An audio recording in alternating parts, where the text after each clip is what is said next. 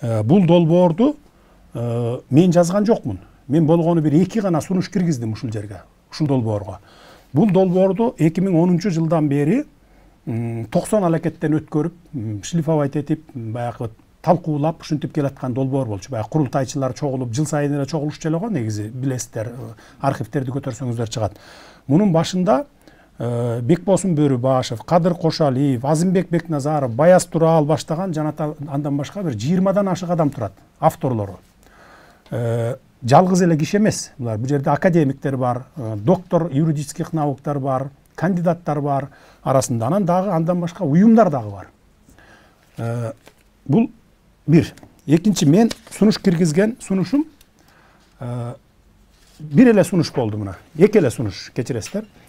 Мына парламент, президент, өкмөт, курултай деп турат. Ушул 3 баштуу башкаруу бийлигин жок кылып туруп, өкмөттү да жок кылып, президенттикти эле бир эле башкаруу башчы болсун деп атабыз. Парламент калсын деп атабыз мына. Жаңы кирип аткан долбоордо. Бүгүн кандай? Бүгүн парламенттик башкаруу деп атабыз биз, Бүт утуп келген партиялар үчөө биригип алып туруп, мамлекетти 3кө бөлүп алып атат дагы.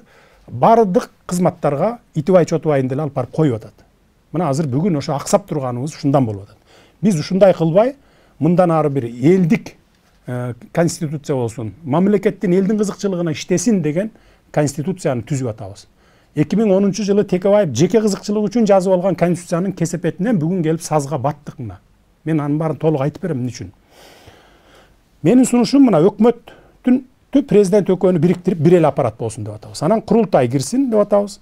Бүгүн эгерде мен ошондой ханский конституция менен жашай турган болсом, мына могу конституция, бүгүнкү конституция мына. Именно ушу ханский конституция ушул. Бүт бийлик президенттин колунда. Спикерди дагы, премьерди дагы президент коет. Утуп келген партиялар президенттин көзүн карап отурат. Ким спикер болот, ким премьер болот деп карап отурат. Анан президент айтып, баланчаны спикер кыл, түкүнчөнү премьерге көрсөткүлө, үчөөнү коалиция түзгүлө, тигил экөөнү оппозицияга таштагыла деген конституция мына могул 10 жылдан бери конституция. Мына көрдүңүздөрбү? Соттордун баарын президент шайлайт. Райондон, областтыкын, жогорку сотту, конституциялык палатаны бүт баары президент шайлайт бүгүн. Мына ушул конституция. Эгерде мен жеке кызыкчылыгым көздөсөм, жок эле дегенде бир 3 жыл, 5 жыл ушуну менен башкарып отура бербейт белем. Мага жеке кызыкчылыктын кереги жок. Маган тез арада саясий реформаларды жасап, түзүп, анан бардык саясатты унутуп туруп, ак барактан экономика менен заниматься этип кетели деген ниет бар болчу. Ошолорго мен айтар элем, буну эч ким түртүп, зордоп, эртең бүрсү күнү эле кабыл ал деп аткан эч ким жок.